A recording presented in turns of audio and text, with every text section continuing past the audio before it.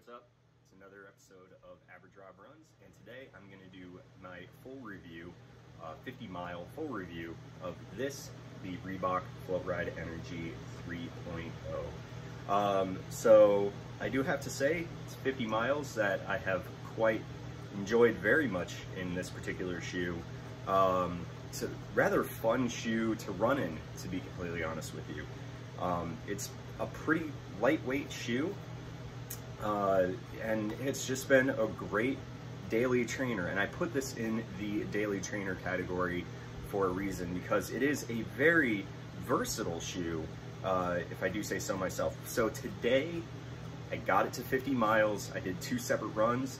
The first run was a interval training where I started out with recovery run pace, or warm up, I guess you could say, pace. So just nice and slow and easy. And then jumped into 10K pace for 5 minutes, 5K pace for 2.5 minutes, mile pace for a minute, and then an all out, just give it all you've got sprint for 30 seconds, and then go back up the ladder, going again. Sprint 30 seconds, mile pace for a minute, 5K pace for 2 minutes and 30 seconds, 2.5 minutes, and then 5 minutes of 10K running. I then kind of walked around, shook everything out a little bit, and then went for another 2 miles for a total of just over 5 miles today, which got me to the 50-mile mark in the Reebok Floatride Energy 3.0s. And I do have to say that this shoe has been a fantastic shoe to use as a daily trainer. So we're gonna get right into it, and we're gonna start with the upper. And I believe in my first video I said something about in the toe area of my left foot that there was a little bit of creasing that felt a little uncomfortable right in this area, you know, pretty much where you see this overlay right there. Just in front of that overlay, it would kind of crease up a little bit. That actually went away after a few miles of breaking the shoe in. Had no issues there. The one thing that I do have to say that I absolutely love about this shoe is the lockdown. The lockdown in this shoe is absolutely fantastic. It is so super comfortable, it's secure, it's fitting. The toe box area is just wide enough, and I don't have narrow feet, but I don't have wide feet. I would say they're wider maybe than the average. And this toe box just felt absolutely fantastic. I mean, even the spacing up in the front area, it never felt like my toes were being squished together. It didn't feel like the sides, kind of the ball area, I guess you could say, never felt like that was being squeezed or constricted at all. Even the top of my foot never felt like there was a lot of pressure that was put on top of my toes. It just felt like there was just enough room in there, but it felt secure, that you weren't kind of moving around inside the toe box, which was fantastic. So really, really like that. The lockdown over the midfoot, just fantastic. I mean, I love the tongue.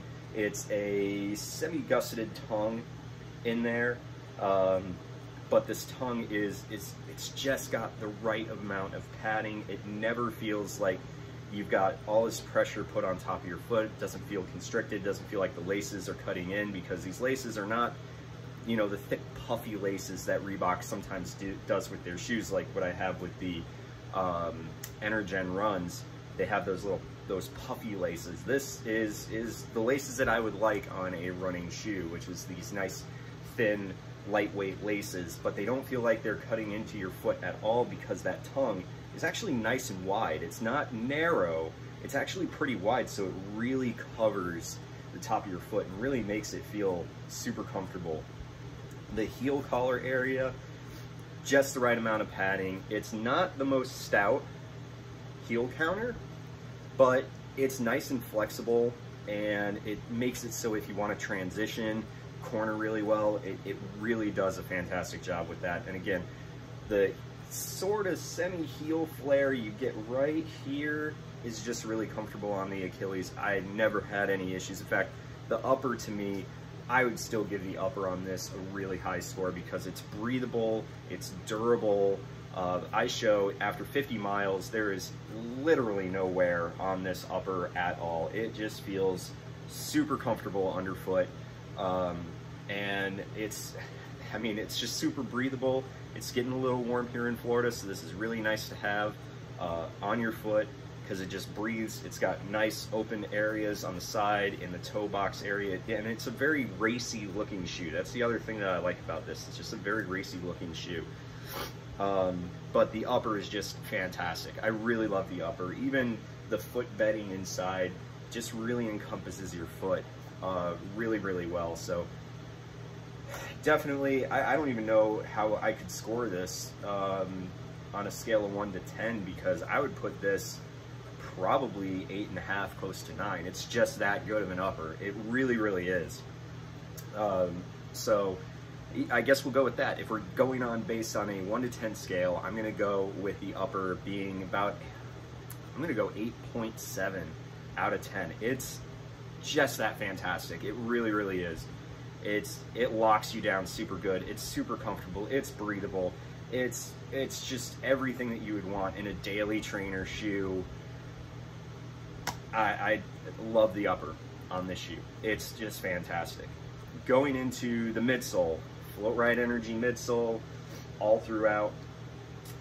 It took me a little bit to get used to this rocker design because it's a little different than just about every rocker design that is out there on the market. So it's a little bit more forward than what I would see on some of the other shoes. I guess this would be closer to, like, I don't know, I guess Asics Evo Ride kind of rocker, but it's a little bit more flexible than the Evo Ride, if that makes sense.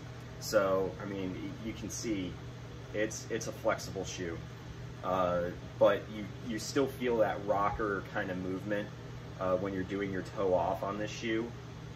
So it's definitely took me a little bit to get used to, but overall I love the design.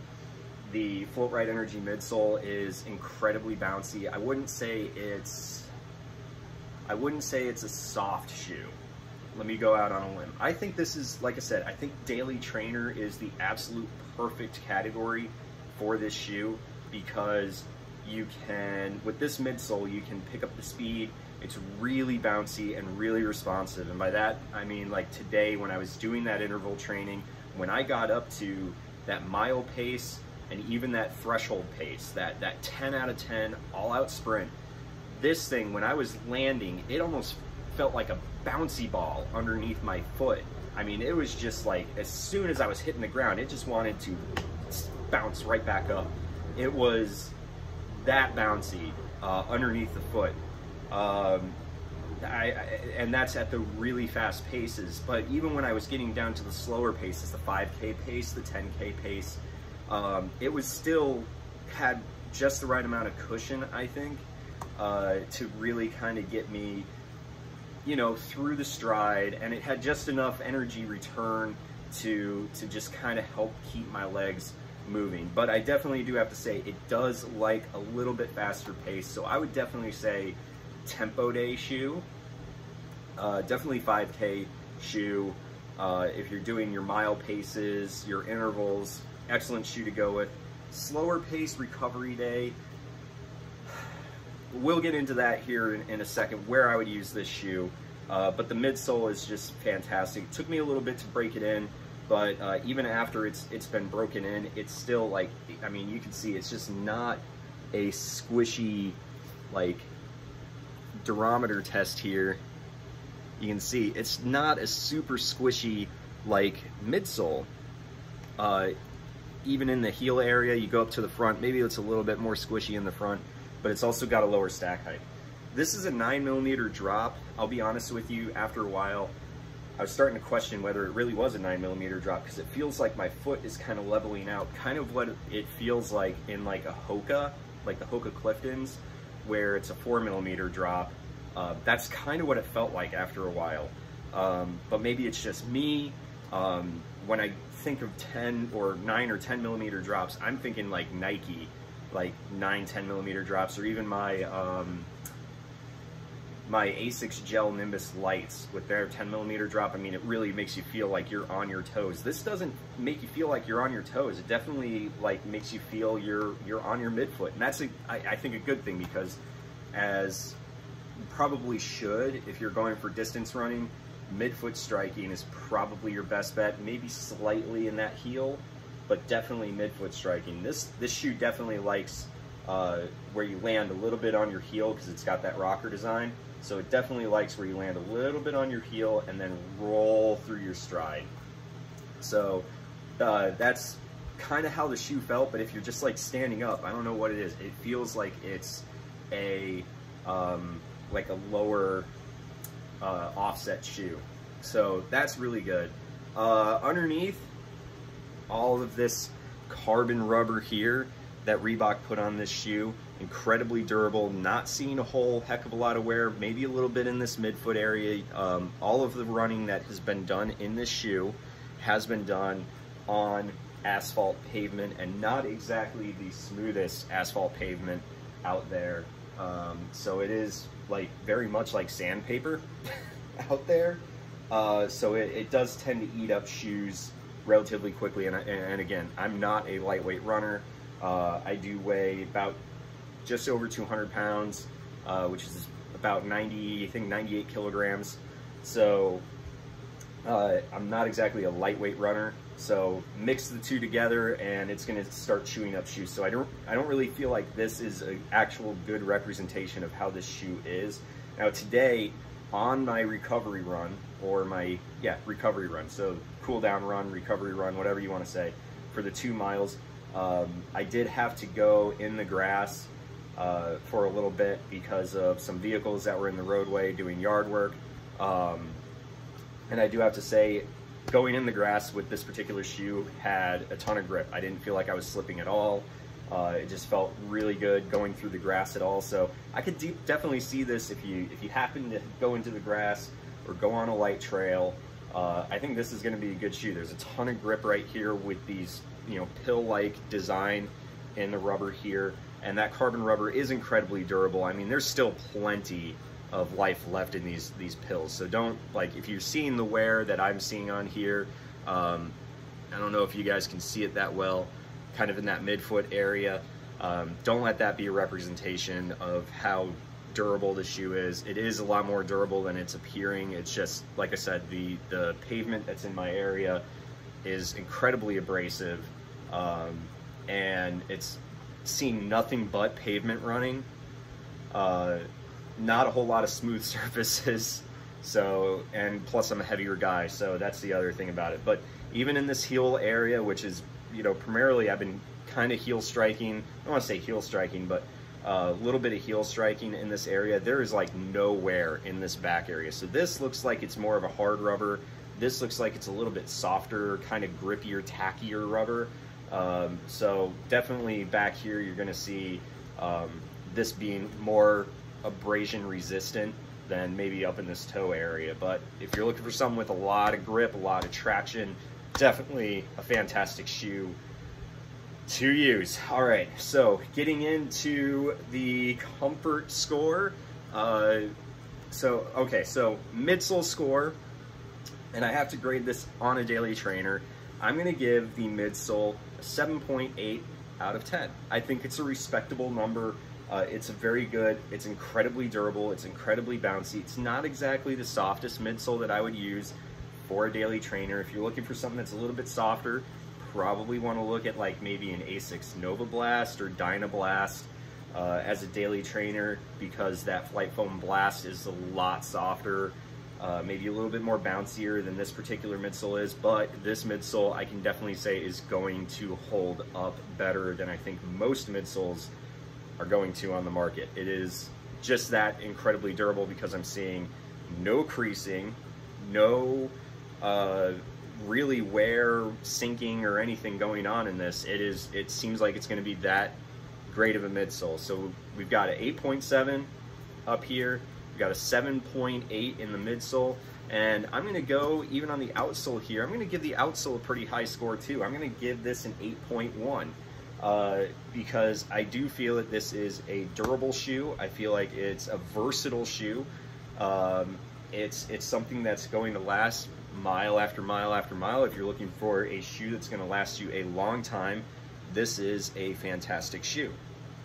Now, price point, $100 US for this shoe, honestly, I'm gonna have to give that a really high score because this is a fantastic shoe for $100. I would put this in the same category as your Nike Pegasus, as your Asics Nova Blast, as some Adidas daily trainers that are out there.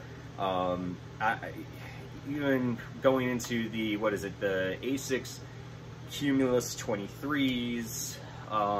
There's just a list that goes on and on. Brooks Ghost, although Ghost is kind of more, a little bit softer, plush, whatever, but still a daily trainer type of shoe. I'm gonna put this in this category, and for $100, this is a steal. This is an absolute steal.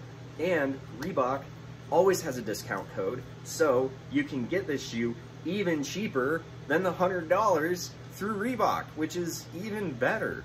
So this shoe, if you're looking for a daily trainer that is versatile, you can use it all, you know, all over the place, it's a fantastic shoe. Now, where would I use the shoe? Who is this good for? All that kind of stuff. Daily trainer, classic daily trainer type of shoe. It's versatile. You can do all sorts of different paces with it, all sorts of different distances with it. You can do short distance, you can do long distance, you can do all that kind of stuff. Personally, I don't, and again, this is me personally, I wouldn't use this for anything more than a 10K. I don't feel that the comfort is really up there for a 10, you know, anything beyond a 10K. I think 10K is where the shoe really, anything under a 10K is where the shoe really shines if you're looking at a distance shoe, but where this shoe shines is as your daily trainer, something that's going to help you get better as a runner. That rocker design, the bouncy midsole, the breathable upper, the excellent lockdown. This is just classic daily trainer that you can do all sorts of distances, all sorts of different speeds in this particular shoe. It's just a fantastic shoe. So who is this good for? Somebody that's looking to just get better at running. Somebody that's just looking for a shoe that can be a starter shoe, or even somebody that's seasoned that's just looking for a nice, inexpensive daily trainer that they can use for those interval training days, that they can use for those short run days, you know, where you're just doing a recovery run for 35 minutes or something like that. You know, even if you're looking for a shoe that can kind of get you into competitions, so your 5K, 8K, 10K competitions, even, I guess I could see a 15K being used for this shoe. I just personally have marathon type of shoe. I'm looking for something that's just got a little bit more cushion and a little bit softer, maybe a slightly higher stack height of a ride. But I guess, you know, it depends on the runner. Me personally, I wouldn't use it for a half marathon, but I guess if you're a little bit lighter weight than I am, this could be a half marathon shoe. But yes, even if you're a seasoned person that's been running for a long time, you're just looking for a nice replacement shoe. Let's face it, budgets are tight right now. You're looking for something that's inexpensive, that'll put in some miles, that's fun to run in, that's versatile. This is an excellent shoe.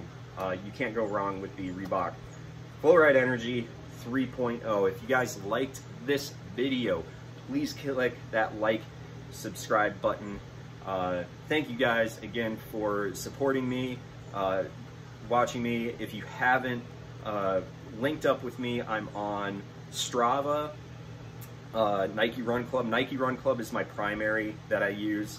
I've been using it for 2 years or something like that, but Nike Run Club, I'm on Strava, and I'm also on the Asics Run Keeper app.